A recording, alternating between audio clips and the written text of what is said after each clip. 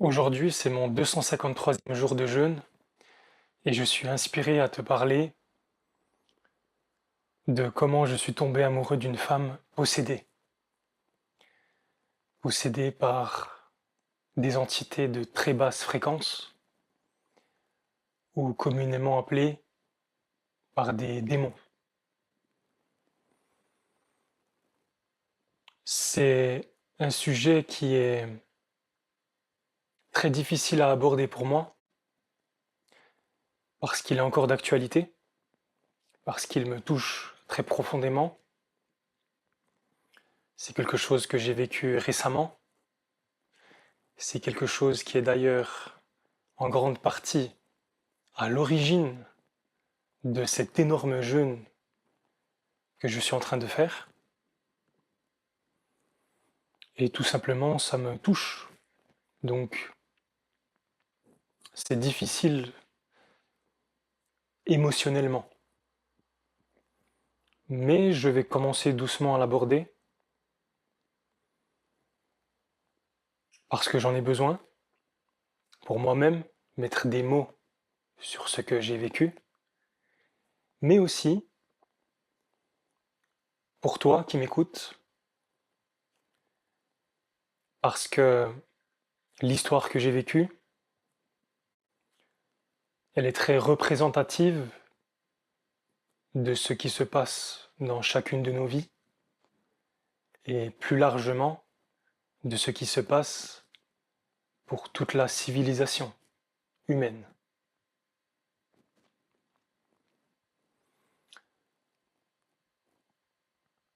Alors c'était une période de ma vie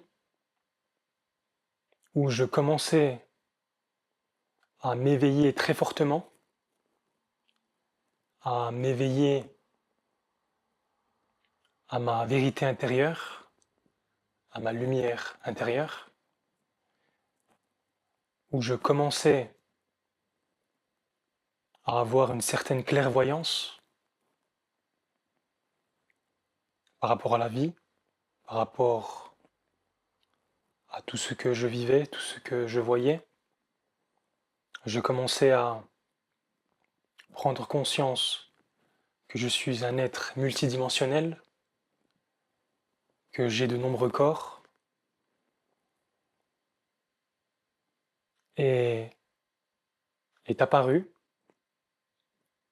dans ma vie une femme beaucoup plus âgée que moi, de 24 ans de plus exactement. Une femme qui parle publiquement de spiritualité et se présente comme une guérisseuse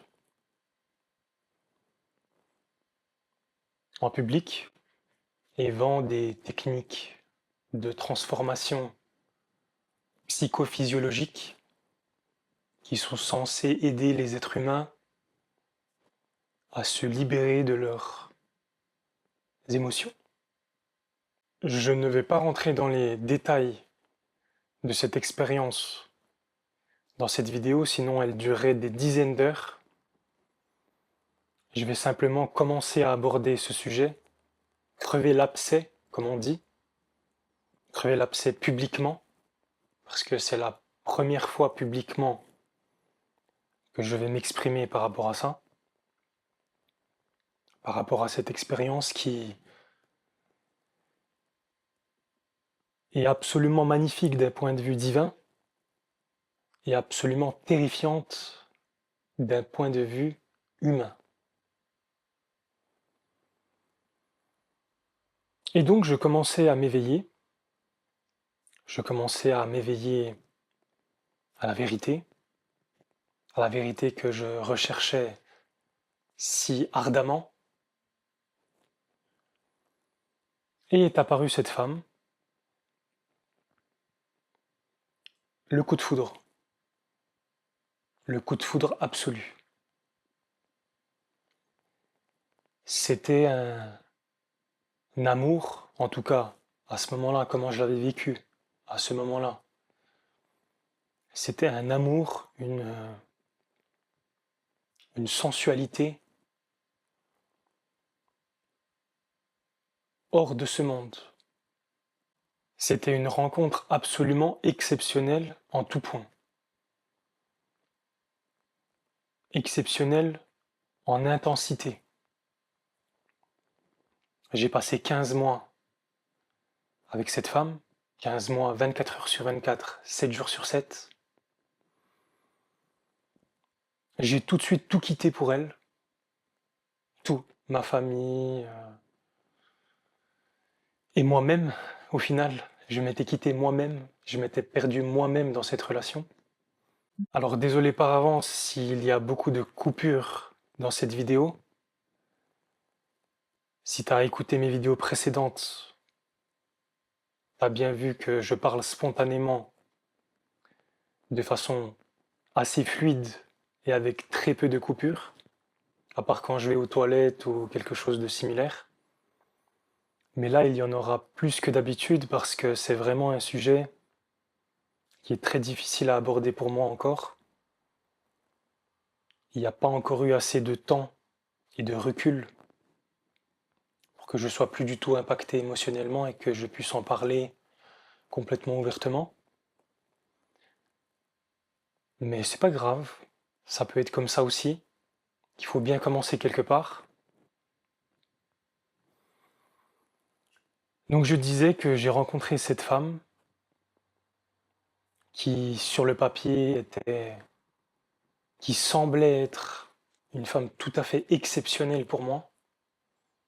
Je l'avais vécue comme une totale libération, l'amour de ma vie, la femme de ma vie, la seule, l'unique. D'ailleurs, je disais pas que de cette vie, mais de toutes mes vies. C'est la femme de toutes mes vies. En fait, dès le premier soir où je l'ai rencontrée, elle m'a fait consommer des drogues, sous prétexte que c'était pour révéler si on était flamme jumelle ou pas, un terme que je ne connaissais absolument pas à ce moment. J'avais entendu parler de d'âme sœur, mais jamais de flamme jumelle. Et puis après avoir consommé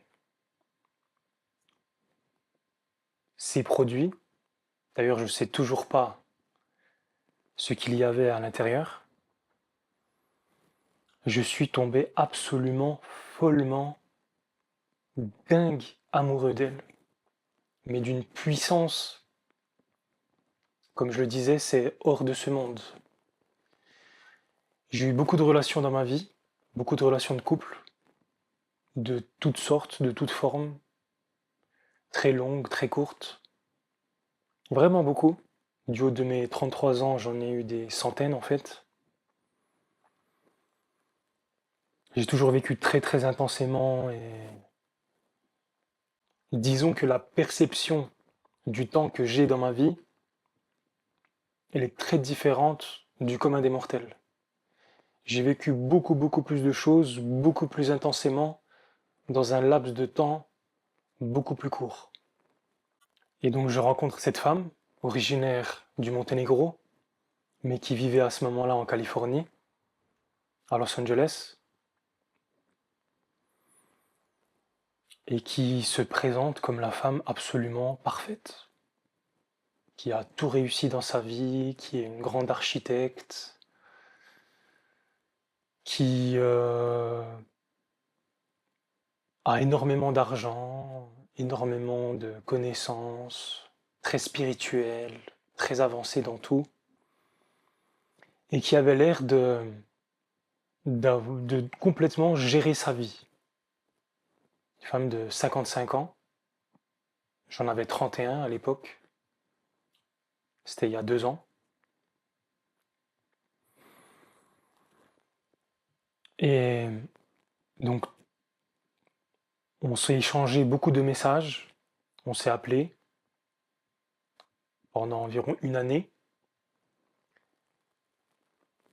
où je sentais une envie irrésistible de la rencontrer et de voir qui c'est, qui c'est cette personne.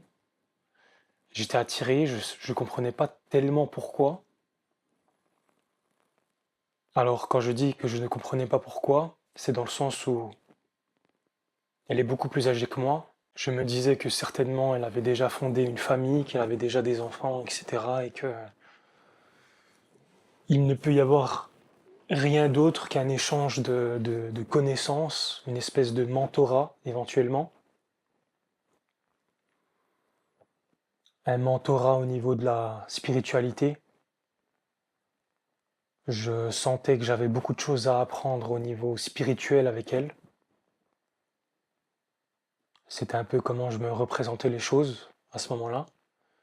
Elle m'attirait, mais enfin, elle m'attirait en tant que couple, en tant que personne, en tant que femme, mais c'était quelque chose qui était un peu, qui me semblait pas possible dans le sens où elle était beaucoup plus âgée, et qu'elle vivait en Californie et moi à Belgrade en Serbie.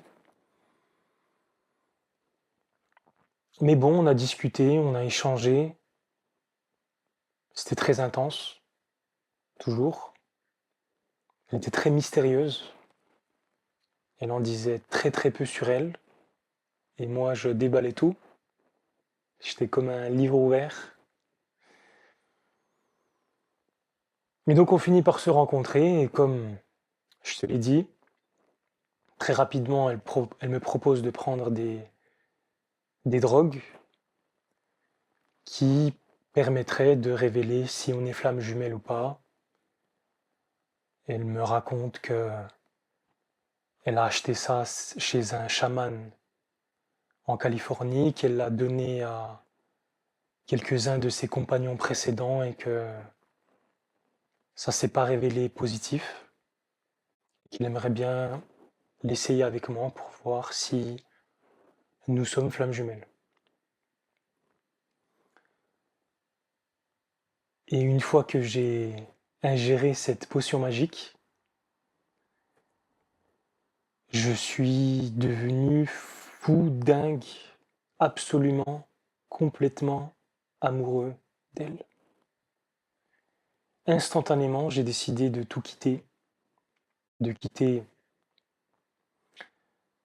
ma fiancée à l'époque avec laquelle j'ai un enfant et de c'est devenu le centre de mon monde. C'est devenu tout pour moi d'un seul coup. En quelques jours passés avec elle, c'est devenu le centre absolu de ma vie.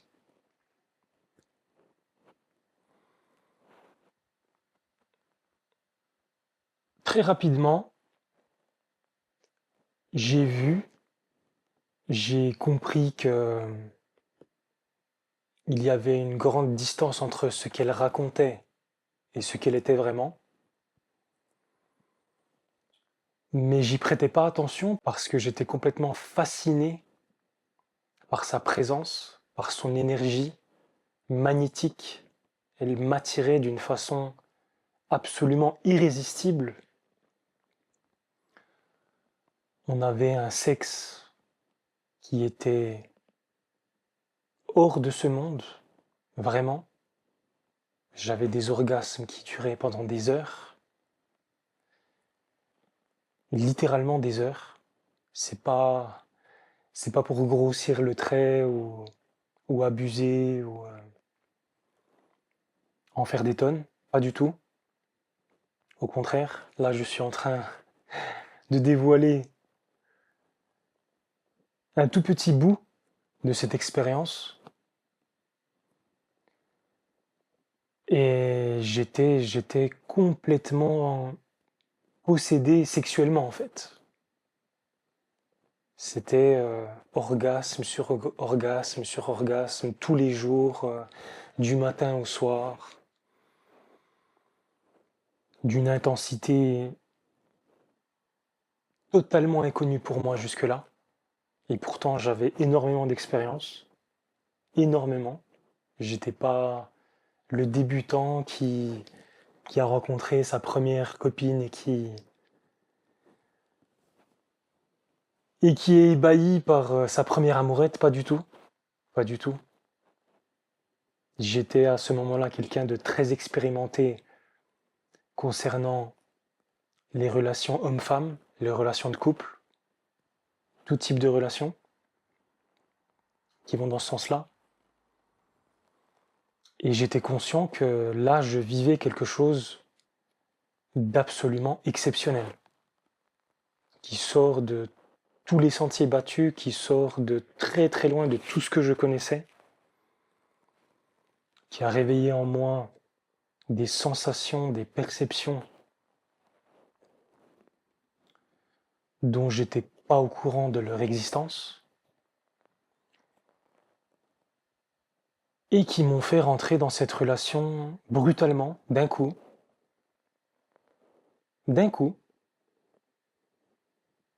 vraiment, je vais pas le répéter tout le long de la vidéo, c'était vraiment exceptionnel. Rien que le fait de te donner l'information que c'était des orgasmes qui duraient pendant des heures, littéralement je jouissais pendant des heures, parfois sans même avoir de contact physique, à distance, une caresse, un regard, et c'était tout de suite l'extase infinie. Je m'estimais le mec le plus chanceux du monde de vivre ça, de connaître ça. Je me disais que j'ai rencontré la femme des femmes, ma femme, la femme de ma vie, de toutes mes vies, pour doucement, très, très doucement d'ailleurs, me rendre compte que cette femme n'est pas du tout saine, qu'elle n'a pas toute sa tête, comme on dirait, qu'elle a des changements de comportement massifs, très impulsifs, mais je mettais ça sur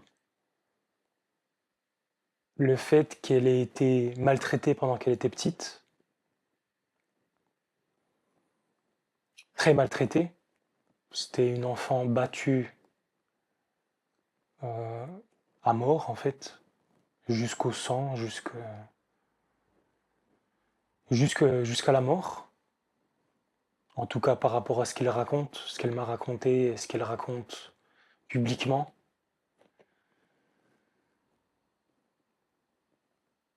Et donc je mettais ça sur le fait que ce soit un enfant traumatisé, et que c'est pour ça qu'elle a des comportements très déviants, très différents, changeants, brutalement. Donc ça passait d'un amour fou, divin, une fusion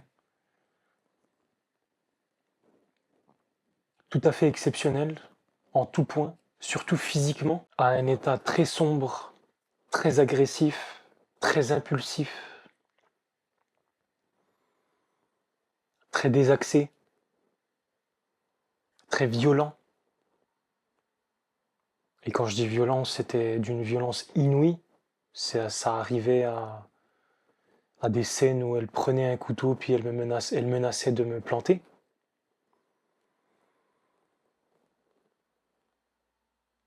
Et moi, je regardais tout ça, abasourdi, choqué, désemparé, et je me disais que ça allait changer, que je vais réussir à la rassurer. J'avais l'espoir que j'allais réussir à la rassurer, à lui montrer, à lui démontrer qu'elle est en sécurité, que je l'aime, que je lui donne tout, que je suis tout à elle, que je suis là, présent pour elle, à lui donner tout ce qui est possible, ce qui est imaginable, tout mon temps, toute ma tendresse, tout mon amour, toute ma passion, toute mon énergie, tout mon argent, tout. Et j'avais vraiment l'espoir profond de réussir à changer ce comportement extrêmement violent, brutal, agressif,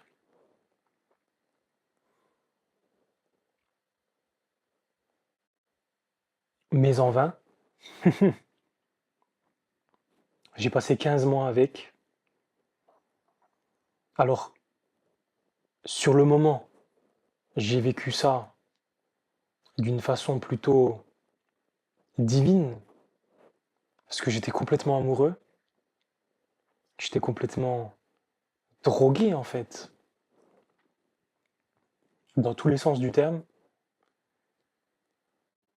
J'étais complètement possédé énergétiquement, physiquement surtout en fait, parce qu'à chaque fois qu'elle faisait une scène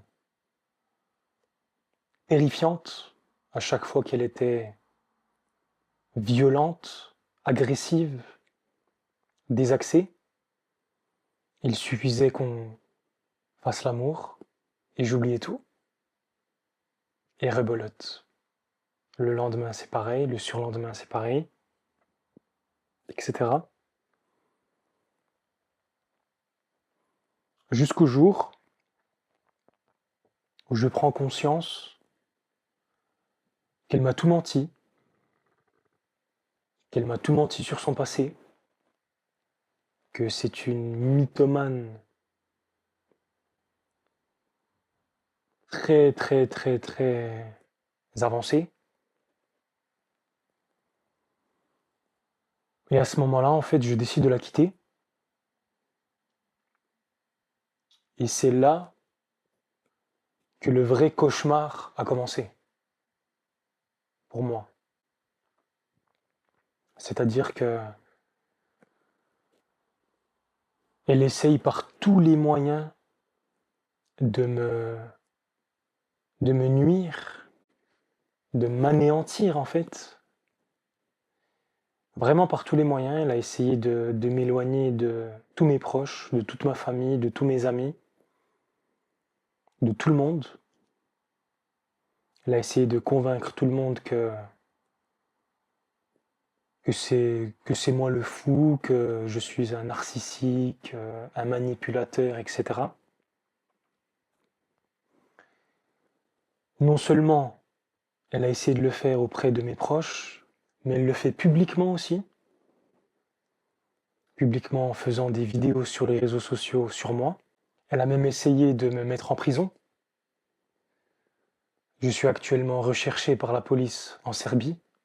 C'est pour ça que je ne peux pas retourner chez moi, ça fait 1 an maintenant. C'est vraiment une histoire de fou, vraiment. Quand je te dis que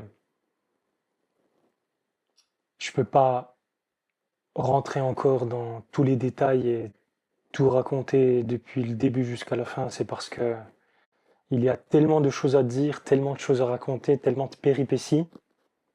Puis c'est tellement compliqué émotionnellement en fait pour moi de rentrer là-dedans pour l'instant.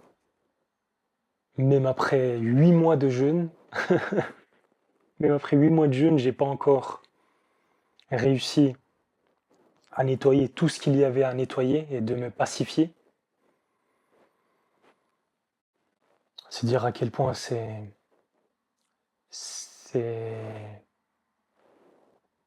sombre, dur, lourd, complexe. Mais en fait, je me suis rendu compte, assez récemment d'ailleurs, il y a peut-être 1 mois à peine, que cette femme est possédée. Cette femme est possédée par des entités de basse fréquence, de très très basse fréquence, qui ont pignon sur rue sur son corps biologique en fait. Et ça a pu se faire simplement parce que depuis qu'elle est toute petite, elle a été maltraitée. Et donc il y a eu des séparations au niveau de son corps énergétique. Elle a fait des sorties de corps. La violence qu'elle a vécue quand elle était petite, notamment par son père, a fait qu'elle a fait des sorties de corps au moment où il la frappait pour ne pas avoir à vivre cette douleur, ce qui a créé des scissions dans son être et qui a permis l'entrée d'entités de très basse fréquence dans son corps et qui depuis ne la quitte pas. Ça fait 50 ans, ça fait plus de 50 ans que cette femme est possédée. Elle le sait d'ailleurs. Elle le sait, elle en est plus ou moins consciente, mais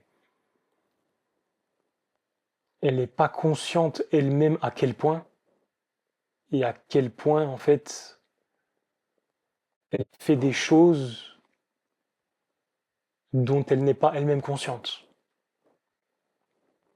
Tout simplement parce que quelque chose d'autre a pris le gouvernail de son corps biologique.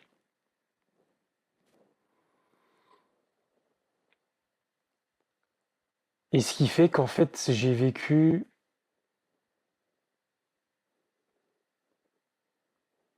quelque chose d'absolument magnifique dans le sens où ces entités de basse fréquence sont très avancées, sont très intelligentes dans la matière. Elles savent très très bien comment manipuler depuis le mental. Elles savent te rendre dingue d'eux, dingue de cette personne, t'offrir un plaisir sexuel tout à fait hors de ce monde.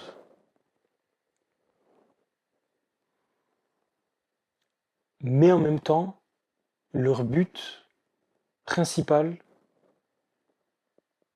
c'était de faire baisser ma vibration à moi pour pouvoir me prendre de l'énergie, pour pouvoir me pomper un maximum d'énergie. Pourquoi elles ont besoin de faire baisser la vibration? Tout simplement parce qu'elles vivent à de très basses vibrations, comme dans les vibrations de la peur, la culpabilité, la colère. Et en fait, c'est que là, quand elles réussissent à te faire baisser ta vibe, qu'elles peuvent te ponctionner de l'énergie. Alors, comme je suis quelqu'un qui a une capacité de transmutation qui est très grande, ce qui se passait, c'est que j'arrivais à encaisser, ces basses fréquences, cette noirceur, ces basses vibrations,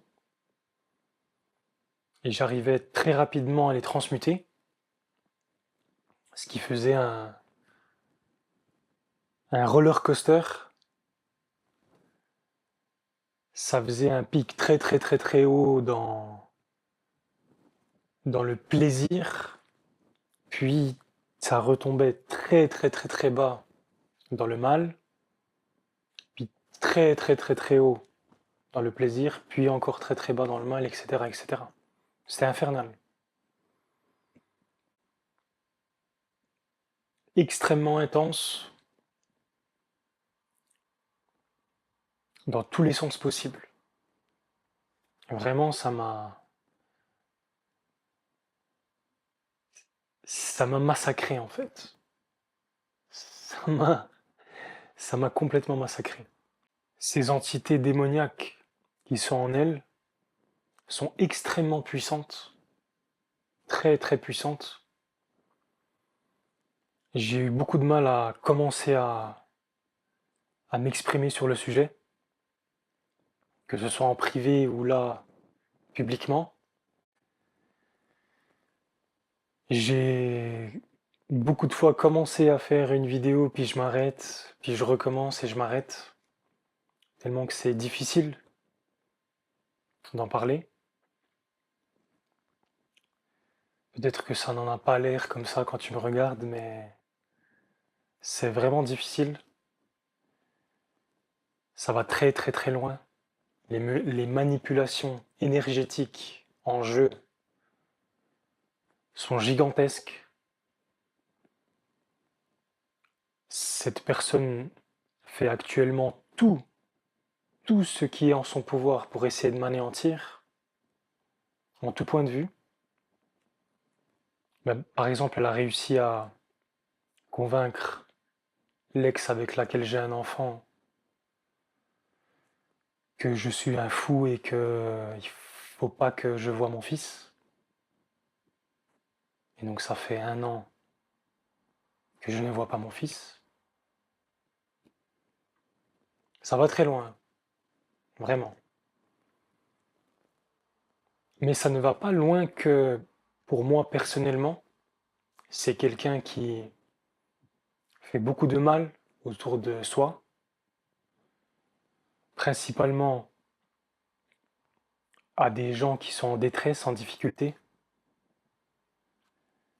parce que c'est là que les entités de basse fréquence et les démons peuvent le plus se nourrir en fait.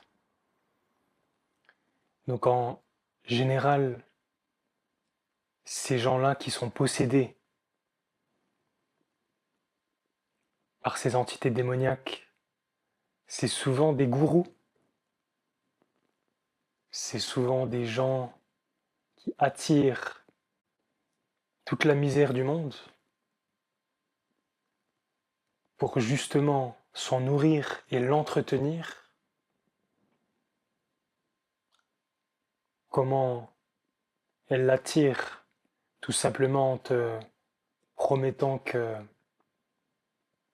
a la solution à ta souffrance, que c'est une technique magique encore inconnue du grand public.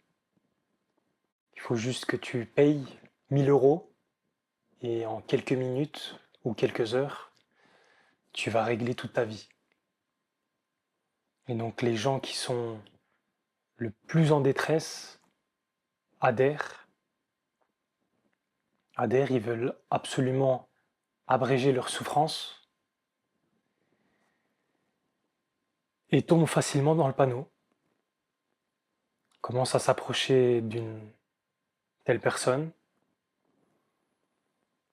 Vu que ces entités sont très intelligentes, très puissantes sur Terre,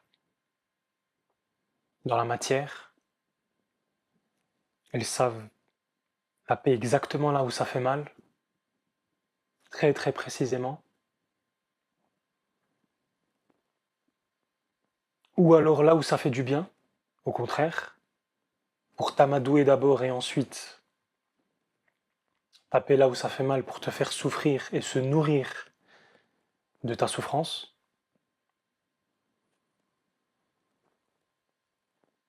Et donc, comme je disais, elle ne m'a pas fait que du mal à moi, elle a fait beaucoup de mal à tous ses ex en fait, mais surtout à tous ces gens qui croient en elle d'une façon aveugle,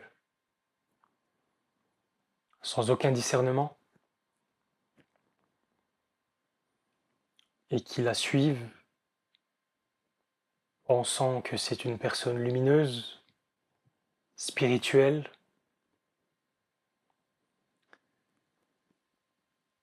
Et c'est d'autant plus difficile pour moi d'en parler parce que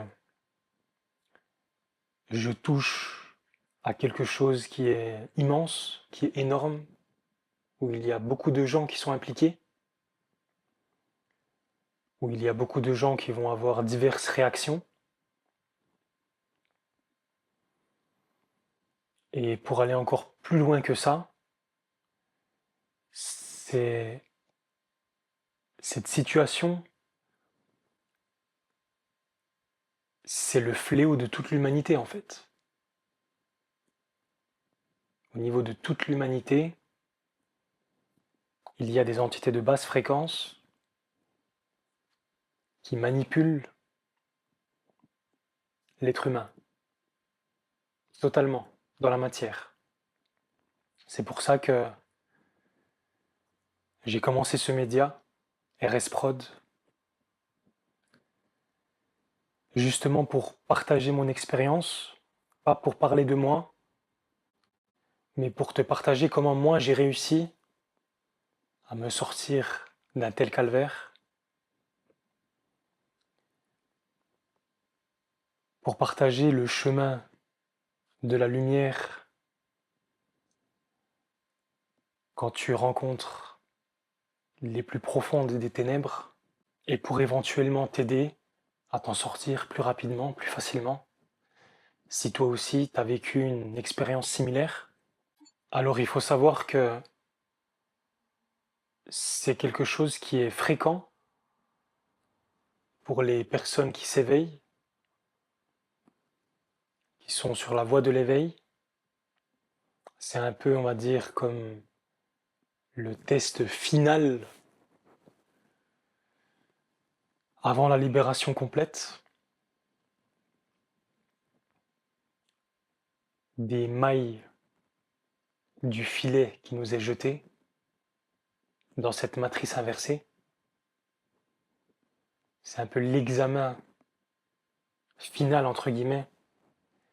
C'est pas final parce que toute notre vie on s'élève et on s'éveille, mais disons que c'est une étape clé où c'est littéralement marche ou crève. Là vraiment, si j'avais pas réussi à me reconnecter à moi-même, à mes corps subtils, à ma source, à cet amour qui est en moi, à Dieu, je serais certainement mort ou très très très malade avec de nombreux cancers, etc. Grâce à Dieu, c'est pas le cas. Je suis là, debout, en train de te parler et de te transmettre, au final, un message lumineux, même si à la base, il est ténébreux et noir. Le message, c'est que pour arriver à la lumière, il faut passer à travers les ténèbres. C'est comme ça. C'est le chemin initiatique de l'être humain. Pour te rendre compte de qui tu es, il faut d'abord te rendre compte de qui tu n'es pas.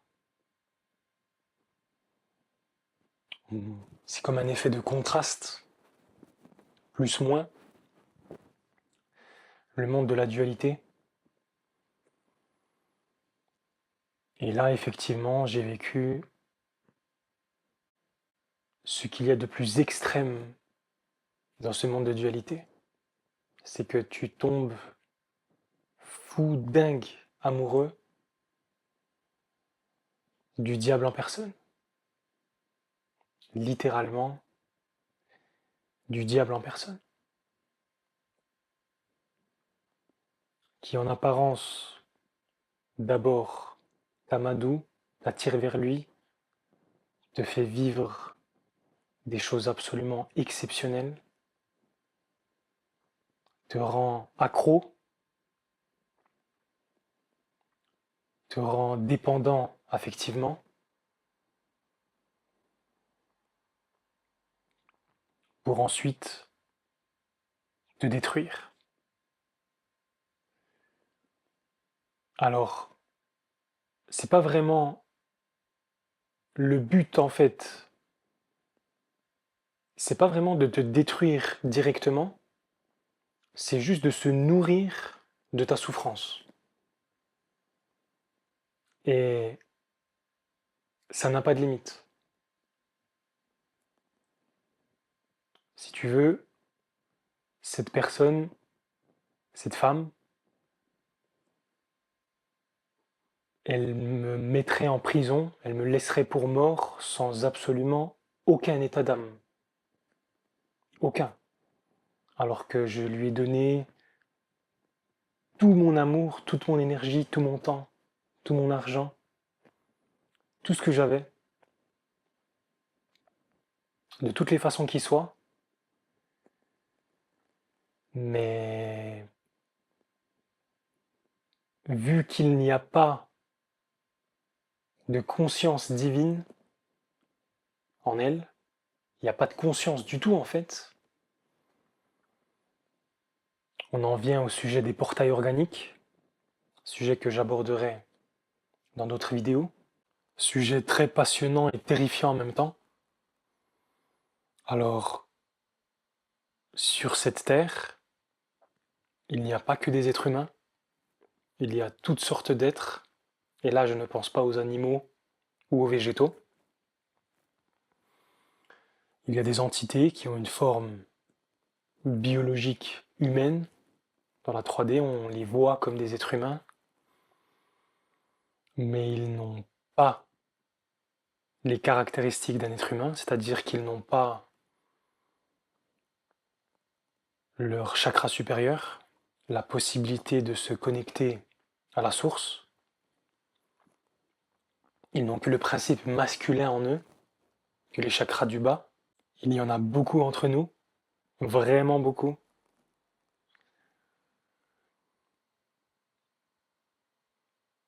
C'est tout simplement des entités de basse fréquence qui usurpent l'énergie, la lumière des vrais êtres humains qui ont la possibilité de se connecter en eux à la source. Eux n'ont pas cette possibilité.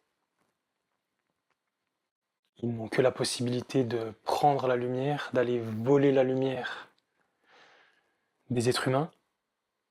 Et c'est ce qu'ils font. C'est ce qu'ils font allègrement, puissamment. Ça fait des centaines de milliers d'années. Alors pareil, c'est un sujet que je vais développer à travers mes vidéos. Passionnant, complexe, terrifiant aussi. Mais tout ça a un sens divin, un sens lumineux, un sens d'abord enfermant puis libérateur. Et c'est ce que je vais essayer de te transmettre à travers mes vidéos. Essayer de te transmettre les points clés comme moi je les ai vécus, afin que toi, de ton côté, tu puisses éventuellement, de façon plus douce, vivre cette expérience des ténèbres plus facilement, plus fluidement et plus en douceur avec toi-même. Voilà, ça sera ma première vidéo sur le sujet, ma première vidéo sur le thème des entités de basse fréquence, des entités sombres, démoniaques, les djinns, comme on les appelle en islam, qui sont bel et bien présents. Faut pas en avoir peur, faut pas se laisser dominer. Et comment on fait? Eh bien, il n'y a qu'une seule solution, c'est d'élever ta vibration. C'est la seule solution. On ne peut pas se battre contre eux, on ne fait pas le poids. Quand je dis qu'on ne peut pas se battre, c'est qu'on ne peut pas se battre sur leur terrain, dans la matière, depuis le mental. Ils sont beaucoup plus avancés, beaucoup plus intelligents que nous dans la matière, beaucoup plus, infiniment plus. Tu peux même pas t'imaginer à quel point on est manipulé par ces entités. Mais à partir du moment où tu élèves ta vibration, que tu te reconnectes à ta source, au divin, à tes corps subtils, c'est là que tu deviens intouchable pour eux parce qu'ils ne naviguent pas dans ces fréquences. Ils ne peuvent t'atteindre que si tu vis dans des basses fréquences, dans des basses vibrations, c'est-à-dire dans toutes sortes de peurs, dans toutes sortes de frustrations, d'anxiété, de culpabilité, de colère, tout ce qui fait que tu te sens pas bien, que tu te sens déboussolé, désaxé, dépassé. C'est là que ces entités de basse fréquence peuvent te happer, peuvent s'accrocher à toi et se nourrir de ton énergie. Ça sera tout pour cette vidéo. J'ai réussi enfin à commencer à crever l'abcès. J'en suis content. C'est pas le cas de l'autre côté. Alors c'est assez hallucinant à quel point cette femme arrive à déblatérer des monstruosités sur moi, des mensonges totalement absolus. En fait, elle se décrit elle-même dans tout ce qu'elle dit par rapport à moi, et vraiment publiquement. Elle cite mon nom, mon prénom, elle raconte des dingueries totales sur moi, sans aucun état d'âme, sans aucune conscience.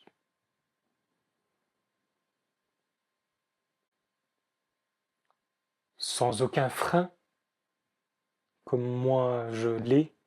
J'ai beaucoup de mal à parler de ça. Je sens même en moi. C'est vraiment pas facile.